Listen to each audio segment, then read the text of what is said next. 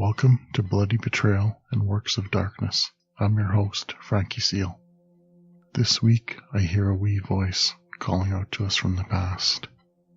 Notting Hill, London. Life was much different there in the 1930s.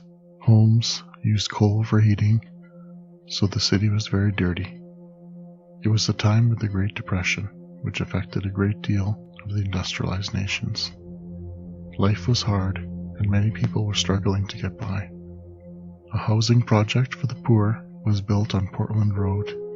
There were several small businesses in the area, a baker, a laundry, a chemist, and others. A lot of the larger homes were being divided up for multiple families.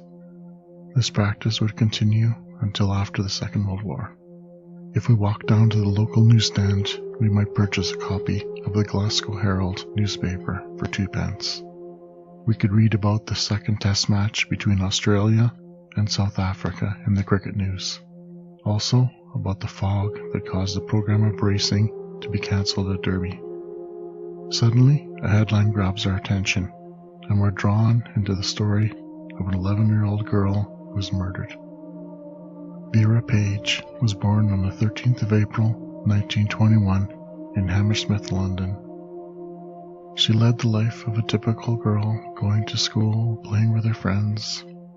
But on December 14th, 1931, at 4:30 p.m., Vera left her home on Blenheim Crescent, Notting Hill, London, to visit her aunt.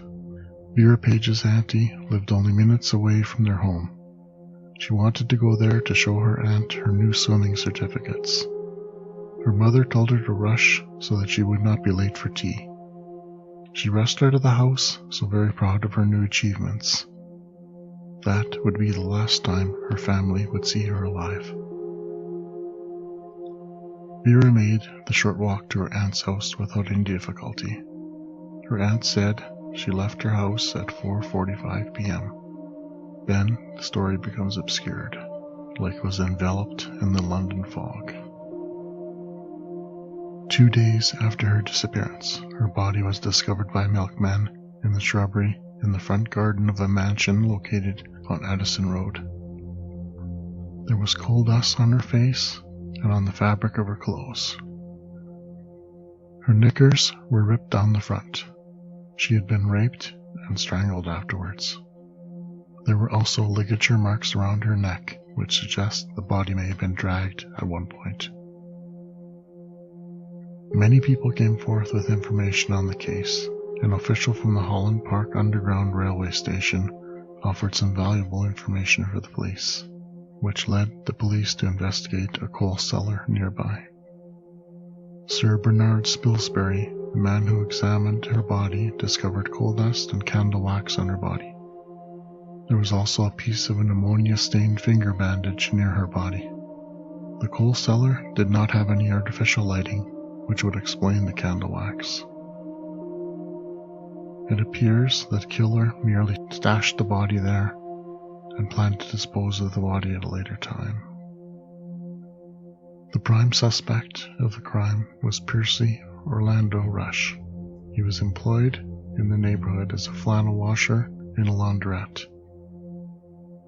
This job would cause him to have regular contact with ammonia. He also had an injury on his left hand and was therefore wearing a bandage. He had been previously found guilty of exposing himself to girls. An eyewitness described to police a man fitting Percy's description, pushing a wheelbarrow covered with a cloth in the direction of Addison Road. Percy denied every allegation that he had taken Vera to a cellar, sexually assaulted her, strangled her, and then deposited her body in a garden.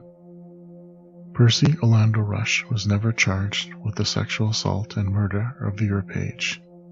The police did not have enough evidence for a conviction, since everything they had was circumstantial. He died in 1961, so anything that he might have done or might have known went to the grave with him. I cannot help to feel for Vera and her family. How heartbreaking it must have been to celebrate Christmas without their little girl.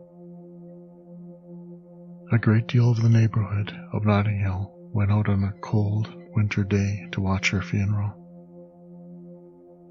I'm not making any accusations in this case, nor do I mean to shed a bad light on anyone. I'm only providing information on the case that's publicly available. Preying on the innocence of a little girl and then murdering her is a particularly heinous crime. If more advanced forensic testing was available at the time, the killer would have surely been identified. However, in this case, it appears that justice was not served. Please be ever vigilant regarding the safety of your children. Thank you for listening to this podcast. If you're not already a subscriber, please consider subscribing to my channel. It's free and helps me to see how many regular listeners I have. Until the next time, take care. Goodbye.